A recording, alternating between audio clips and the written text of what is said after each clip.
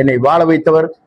கழகத்திலிருந்து தூக்கி எறிகிற போது, நான் தடுமாறி கொண்டிருக்கிற போது எனக்கு வழிகாட்டியாக என்னை கைபிடித்து தூக்கி நிறுத்தி இன்றைக்கு வருவாய்த்துறை அமைச்சராக உருவாக்கி இருக்கிற தமிழக வெற்றி கழகத்துடைய தலைவர் வெற்றி தலைவரி அவர்களுக்கு கோடான கோடி நன்றி மலர்களை நான் முதலில் தெரிவித்துக் கொள்கிறேன். வாக்காளர் பெருமக்களாக இருக்கின்ற அத்தனை பேருக்கும் மீண்டும் ஒருமுறை கோடான கோடி நன்றி மலர்களை தெரிவித்து, கழகத்தில் அயரார் உழைத்த கழக தொண்டர்கள், அதற்காக உறுதுணையாக இருந்திருக்கிற பல்வேறு அமைப்பை சார்ந்தவர்களுக்கும் மீண்டும் ஒருமுறை என்னுடைய வாழ்த்துக்களையும் பாராட்டுதலையும் நன்றியும் நான் தெரிவித்துக் கொள்கிறேன். இல்லை, அமைச்சர் பதவிக்கு விண்ணப்பம் போட்டது எல்லோருக்கும் தெரியும். அது நாடறிந்த உண்மை. அது அவர் மறைத்தாலும் மறைக்க முடியாது. அதற்கு பிறகு அவர் வேண்டாம் என்று முடிவு செய்தது வேறு.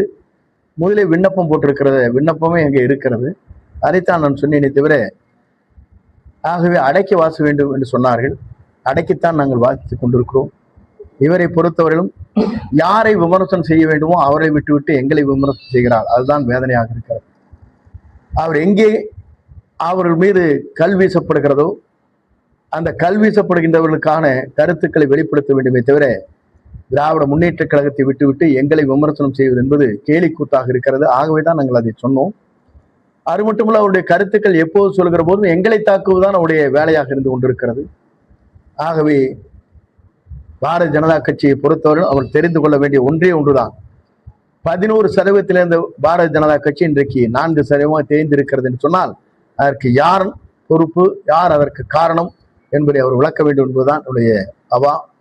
அதே நேரத்தில் யாரையும் புண்படுத்துகின்ற அளவுக்கு நான் நடந்து கொள்வதில்லை. அவர் அதை புரிந்து கொண்டால் சரி. அவரும் என்னோடு நண்பராக இருந்தவர், என்னோடு அமைச்சரவையில் இருந்தவர். ஆகவே எந்த கருத்துக்கள் சொல்வதாக இருந்தாலும் நேர்மையாக நிலையை அறிந்து கொண்டு யார் மீது தாக்குதல் நடத்துகிறார்களோ திருப்பி அவர்களுக்கு கருத்துக்களை சொல்ல வேண்டுமே தவிர, எந்த தாக்குதலும் இல்லாமல் எங்கள் வழியிலே நல்ல ஆட்சியை நடத்தி கொண்டிருக்கிற எங்கள் மீது அவர் தாக்குவது என்பது சால பொருத்தமாக இருக்கார்.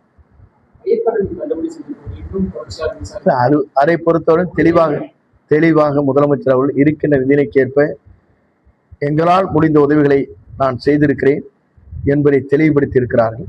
ஆகவே அவருடைய கருத்தே அதற்கு பொருந்தும்.